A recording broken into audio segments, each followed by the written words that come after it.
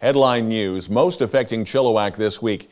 It's all about coronavirus and the COVID-19 infection. All right, Chilliwack, let's get started. Before we do, a big welcome to Andy Rolleman from NexGen Hearing in Chilliwack, and a big welcome to the show. COVID-19, it's dominating international, national, and local headlines and will be for quite some time. So much has happened in the past week, we may not be able to get to all the important stories. We will try to update you on our Facebook page just to keep you up to date. So on Wednesday, the Prime Minister, Justin Trudeau, announced a closure of the border with the U.S. He also announced an aid package of $87 billion for Canadians and businesses. Checks will be in the mail as quickly as possible. Expect child care benefits to increase. Canada pension and GST payouts, in addition to various others, will go up. There'll be a postponement of the tax deadline to June 1st. The big banks announcing a deferral of mortgage payments for Canadians that need it and apply. On Tuesday, BC declaring a public health emergency with cases in the province soaring. Dr. Bonnie Henry and Adrian Dix announcing the closure of all K-12 grades until further notice. As most kids are already on spring break for school age, that means parents will be scrambling to find options for childcare over the next couple of weeks. The public health emergency has also led to the announcement of the closure of all bars and pubs, with restaurants required to maintain a 6-foot radius of space between patrons or to outright close. In a memo to residents, Chilliwack Mayor Ken Popoff detailing closures of community rec centers and other facilities, including the Cultural Center and all outdoor fields for organized events. The city is also postponing all advisory committee meetings until further notice and suspending the 7 p.m. public hearing portion of the next 2 council meetings. The city is also asking residents and city staff not essential for the business from the agenda to refrain from attending the 3 o'clock regular meeting of council in person. That you can watch live online.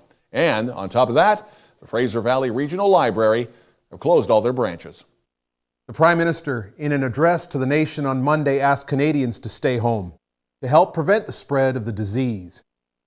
And as the crisis heightens and emergency wards are becoming overwhelmed, a referral-only centralized community COVID-19 testing site is opened at Chilliwack General Hospital to support COVID-19 testing for patients who have been assessed by their family physician, or 811 is requiring testing but not requiring acute care support. All patients require a referral from their family physician or 811 to access testing at this site. This site is not a walk-in clinic for the public. Abbotsford Airport is still receiving U.S. flights, although WestJet states it will suspend U.S. flights this Sunday. Prime Minister Trudeau suspended international air travel into Canada for the time being to Abbotsford. All international travel now routed to only 4 Canadian airports: Vancouver, Calgary, Toronto, and Montreal. Manning Park Lodge is closed until further notice, while Sasquatch and Whistler have outright closed for the season. The 13th annual Fraser River Cleanup at Gill Bar is off. That was scheduled for March 28th. As well, the Chilliwack Vetter River Cleanup Society Spring River Cleanup, that was scheduled for April the 4th at Thompson Regional Park. That's now postponed until the fall. The Chilliwack-Alano Club remains open for drop-ins and recovery meetings. The Kent 125 series of Historical Speaker Series meetings, that's on hold. Those are part of the Kent 125 anniversary celebrations. In Quebec, long-term care facilities are off limits until the situation subsides. In BC, Provincial Health Minister Adrian Dix and the provincial top doctor, Bonnie Henry, have called for common sense. Wash your hands, and if you don't feel well, don't visit. And while we consider those most at risk, the seniors population, what about the homeless? Ruth and Naomi's have stopped serving meals in their cafeteria and now handing out meals to the homeless in recyclable containers. However, patrons are asked to eat outside of the facilities and not inside the main building or the portal shelter. Prominent lawyers Paul Doroshenko and Kyla Lee are asking all legal firms in Metro Vancouver and the Valley to pitch in and help the food banks. They're feeling the pinch. With hoarding going on, they're all being left behind, so they too need everything from canned goods to the infamous toilet paper. Trinity Western University has followed the lead of UBC and SFU and moved their classes to online only. In a statement dated March 12th, UFE is closely monitoring the coronavirus pandemic and the quickly evolving health situation in BC and around the world. UFE is not aware of any student, faculty, or staff diagnosed with the virus. chillTV was to have an intern student from UFE start work today and are disappointed that's been postponed. We look forward to welcoming them at some point in the future. With the province asking that gatherings of 250 or more be canceled or postponed, that's having a big effect on the concert industry. Chilliwack Cultural Centre has already postponed shows from Colin James and the Bay City Rollers. Rob Warwick with Rocket Boy Entertainment, who was supposed to bring in a Roy Orbison tribute to town, he's postponed all of his shows. He's not giving refunds. Instead, your tickets will be valid for a future date. Even the Rolling Stones, they've stopped rolling for the moment. Mick and the boys postponing the entire North American tour. The second date was supposed to be in Vancouver on May the 12th. They've instructed ticket holders to hold on to the tickets should they wish to attend a future rescheduled performance. Last Friday, the Facebook posting from TEDx Chilliwack organizers. As the health and safety of our attendees is a top priority, and in light of the global spread of the COVID-19 virus, TEDx Chilliwack's organizing committee has chosen to postpone the 2020 event at the Chilliwack Cultural Centre. We are working to find a suitable date to hold TEDx Chilliwack 2020 this year. Ticket holders may hold on to their ticket and have it honored when the new date is announced. If ticket holders wish to have their ticket refunded, contact the Chilliwack Cultural Centre box office.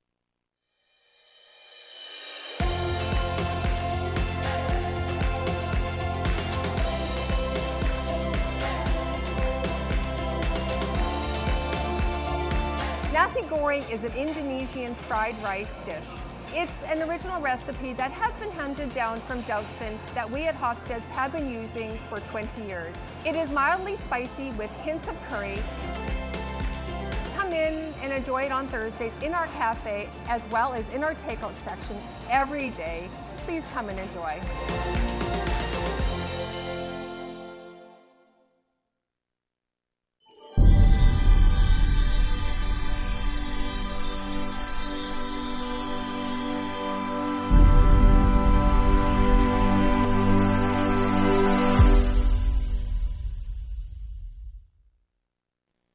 And even the Girl Guides of Canada are hit by the effects of COVID-19. Cookie sales have been halted. The chocolate and vanilla delights they had hit the streets last week. So there's no unit meetings, sleepovers, camps, cookie selling, traveling, training, trefoil guild link activities, or any other in-person Girl Guide activities during this period. The Vancouver 420 Smoke Fest won't happen on 3rd Beach in Vancouver. That was cancelled. Similar 420 events in the Valley have never really panned out in previous years. The Juno Awards were supposed to be in Saskatoon last weekend. They were canceled due to COVID-19 fears. The awards will be handed out somehow later in the year. Chilliwack's Bria Skonberg was nominated in the jazz category. For a change, a positive business story. Cottonwood Mall has been going through changing and challenging times. There has been plenty of criticism that the shopping malls are dead.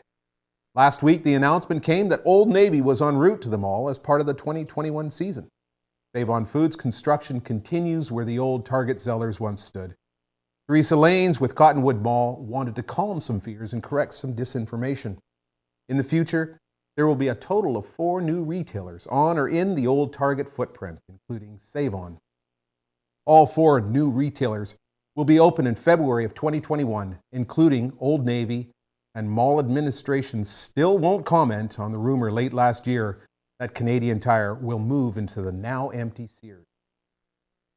And now Don with sports. chillTV Sports, as you can imagine, the COVID crisis has hit the sports world hard. The U Sports Board of Directors has issued a 3-week moratorium on all in-person recruiting in the 12 U Sports sanctioned sporting events. Now that includes all the teams from both UFE and Trinity Western University. The moratorium includes all in-person recruiting visits on or off campus, as well as the scheduling and rescheduling for any future in-person recruiting. And of course, no travel arrangements can be made with prospective student athletes during the time. The BC Hockey League canceling the playoffs, so there will not be a Fred Page Cup League winner or a Centennial Cup national champion. The Chiefs won the Centennial Cup back in 2018. BC Soccer and Chilliwack FC have canceled, or I'll put their soccer seasons on hold. Chilliwack Slow Pitch continuing their season as of this broadcast, although that might be impacted by the city edict closing city fields for organized events. That will also affect Chilliwack Giants football. And when we return, Barry Penner and his interview with Chilliwack-Kent MLA Laurie Throness.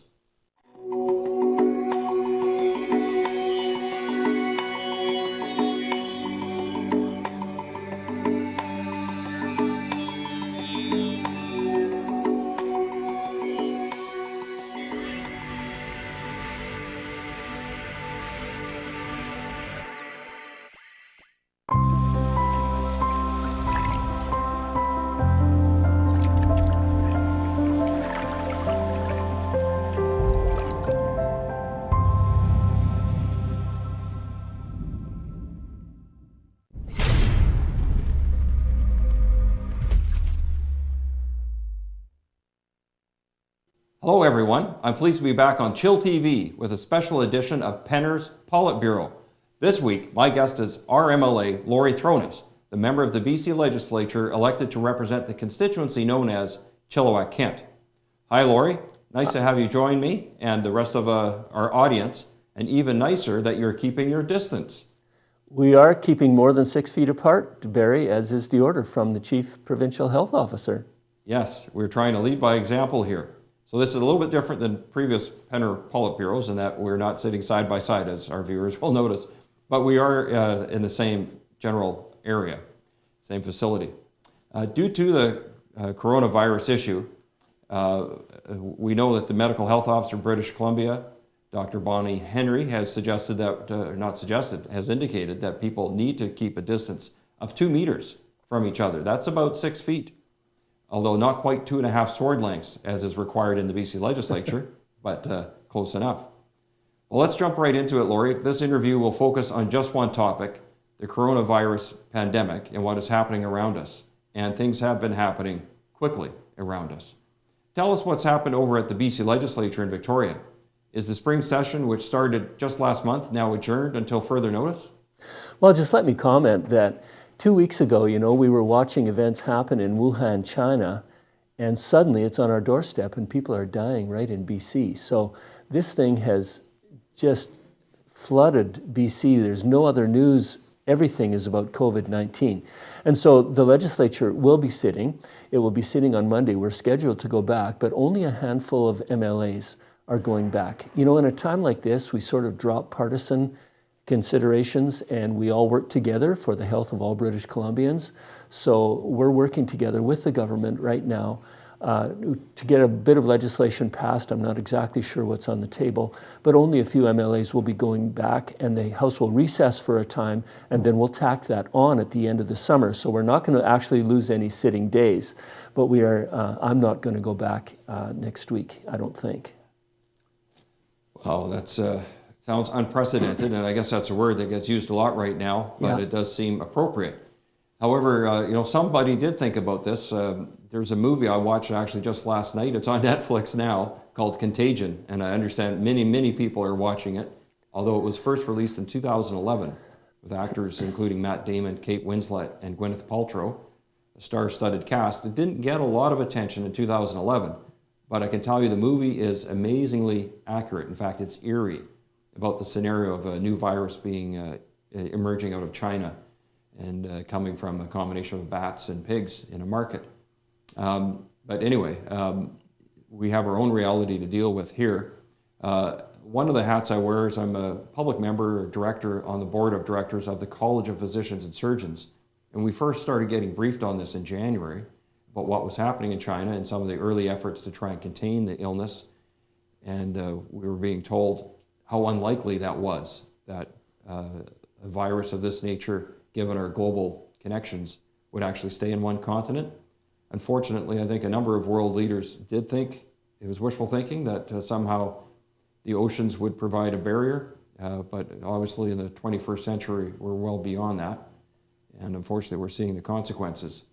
Here in our area, we've learned recently that schools will remain closed indefinitely after spring break. Now most restaurants, and I believe all pubs, are closed. And even more distressing for me, and I'm sure many others, the Cham Center, the Chilliwack Landing Leisure Center, are closed, posing an extra challenge for parents trying to keep their kids busy, because that means those swimming pools are not available to children either. Elective surgeries have been suspended for now, causing even longer waits and suffering for patients. And we all know we have very long wait times throughout our healthcare system. So it's very worrisome for me. But this is all being done in order to try and free up space and prepare for what is anticipated to be a wave of new patients coming into the system. Laurie, what do you make of our response here in BC and Canada so far in terms of steps being taken to address or slow the spread of the virus? Well, what we're doing right now is called suppression of the virus. And that means that we're not only asking people to self-isolate and finding those who have tested positive and asking them to stay alone, we're actually shutting down bars and restaurants and schools and public places, as you mentioned, in an attempt to stop the transmission. If we don't do that, the consequences are dire. That means our health system will be flooded with patients, and we can't cope with that, and more people will die as a result. Last night there was a study by the Imperial College in London, and it was a scary study. It said that if nothing was done in the States, 4 million people would die. That's 1% of the American population.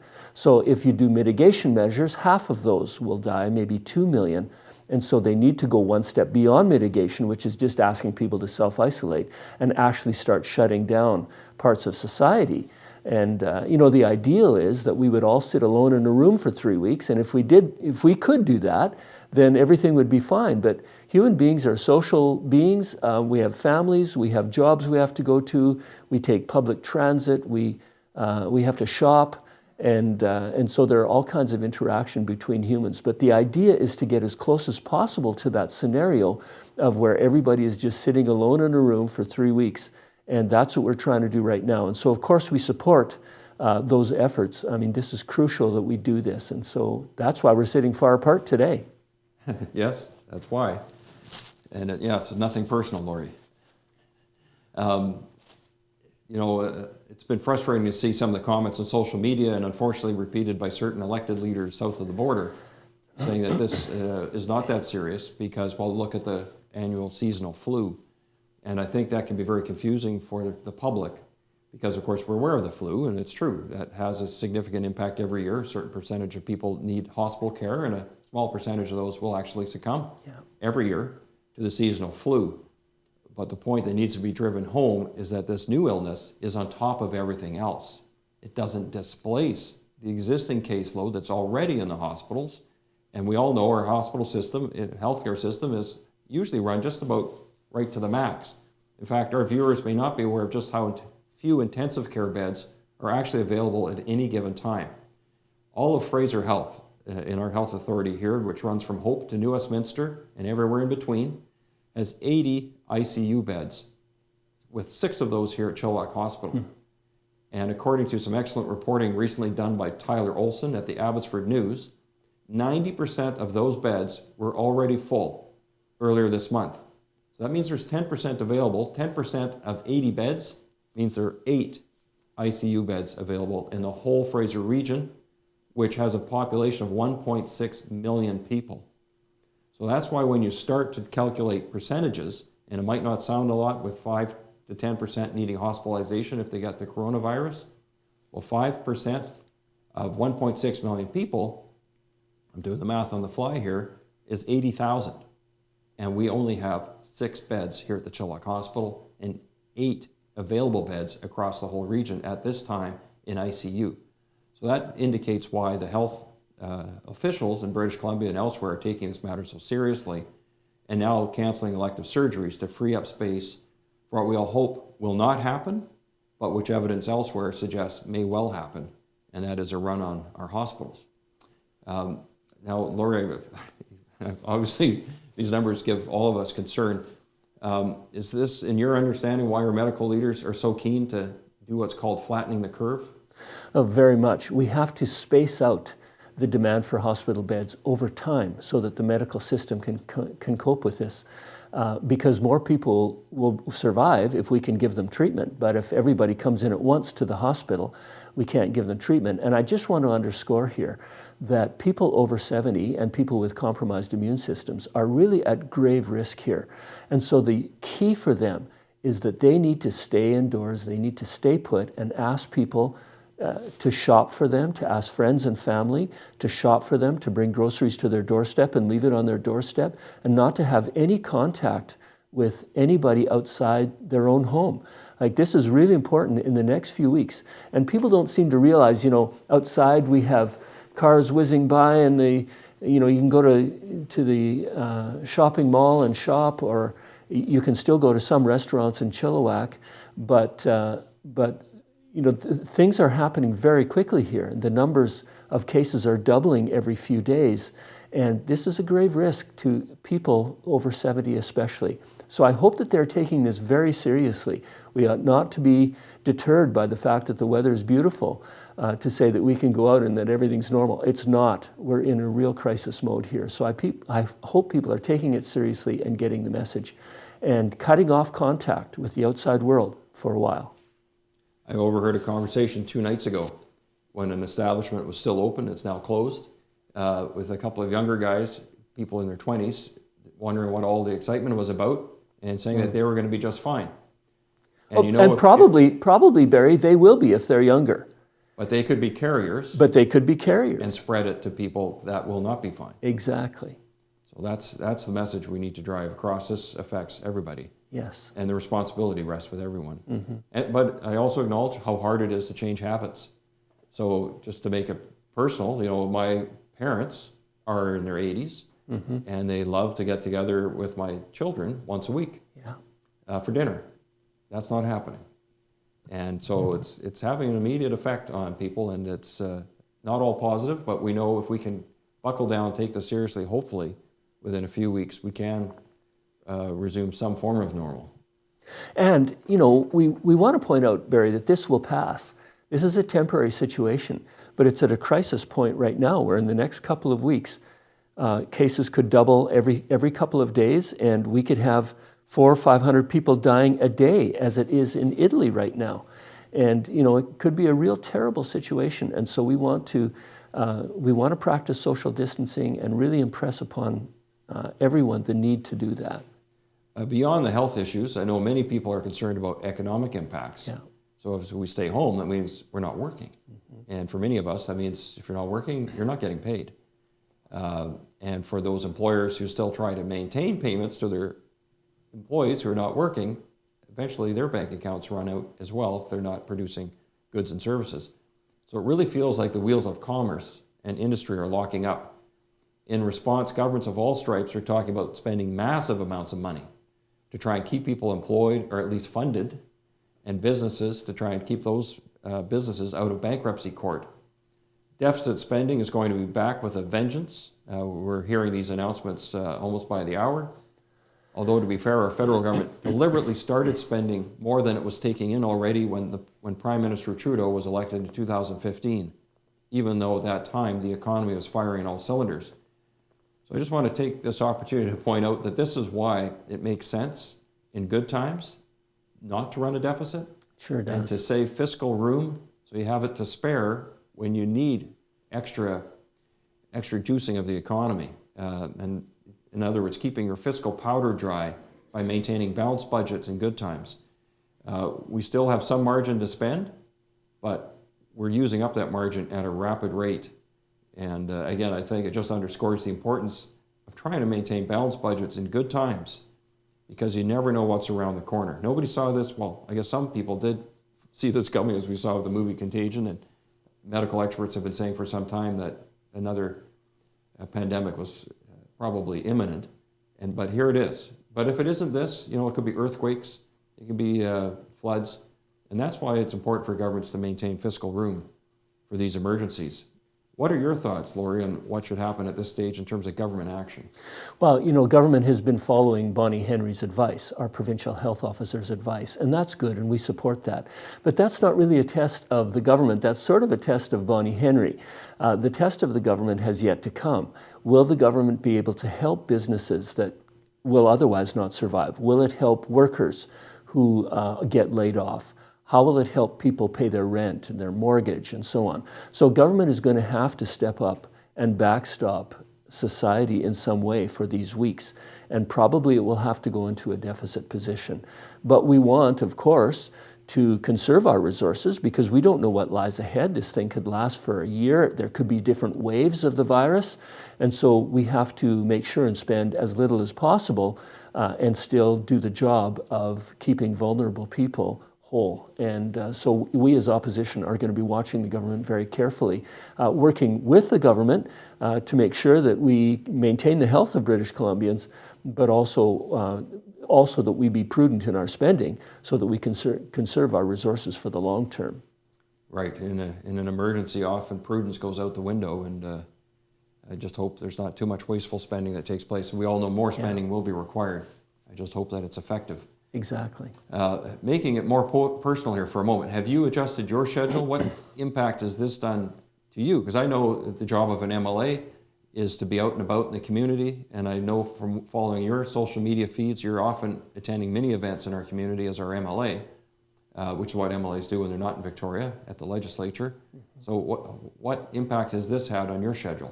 Well, I can tell you that all events have been canceled, not by me, but by the event planners.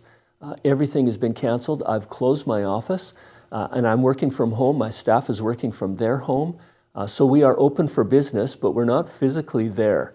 And I didn't want to put my staff in jeopardy, nor do I want to be a vector, which is what the word to use. I don't want to infect anybody because I don't know if I'm carrying the virus. Nobody actually knows until they've been tested. So I'm working from home. I'm busy. I'm answering constituents' queries and trying to help constituents, but really all the other issues that were percolating, and I'm always working on probably 50 issues, all of those have been put on the back burner, and everything is about COVID-19 right now and will be for the foreseeable future. I think you're right about that. Well, thank you. That's all the time we have today. I want to thank you very much for joining me on this important show. Best of luck with social distancing to you, Laurie, and to all of our viewers as well. Keep well. Thank you. Chill TV weather, and yes, last Saturday was real cold and records fell. According to Roger Panet, the Chilliwack Environment Canada Volunteer Weather Observer, Saturday, March 14th was the coldest on record. The old record from 1881 was broken, and that was 2.8 degrees. The mercury last Saturday, a full 2 degrees. For the week ahead, it's a mix of sun and showers, and the highs around 13. Thanks for joining us this week, and a big thank you to our special guest, Barry Penner, in his Penner's Politburo with Chilliwack-Kent MLA Laurie Throness and his contribution on the role of government in the COVID-19 crisis. And of course, our guest anchor this week, Andy Rolleman of NexGen Hearing. Big thanks for being on our program. We are officially a year old, and we're honored to have you on the show. Now, Andy, in addition to being the owner-operator of NexGen Hearing in Chilliwack, and along with your business partner Jacqueline, I understand that you moonlight as an entertainer, so I got to do this. Mamma mia, say it ain't so. Oh, mamma mia, it is so, Don. Had a great time, had a great run, really, really successful. Now, do you have any shows this fall on the go? I know with COVID, everything's kind of pushed back. Well, it's been really tough. Sadly, we've had to postpone the opening of Calendar Girls for the Chilliwack Players Guild, but that will be coming in the fall. Great, thank you, Andy. And if there's something in Chilliwack and the Fraser Valley you feel we should be reporting on, coronavirus or otherwise, send us an email to news@chilltv.ca. That's the news this week. I'm Don Lehn.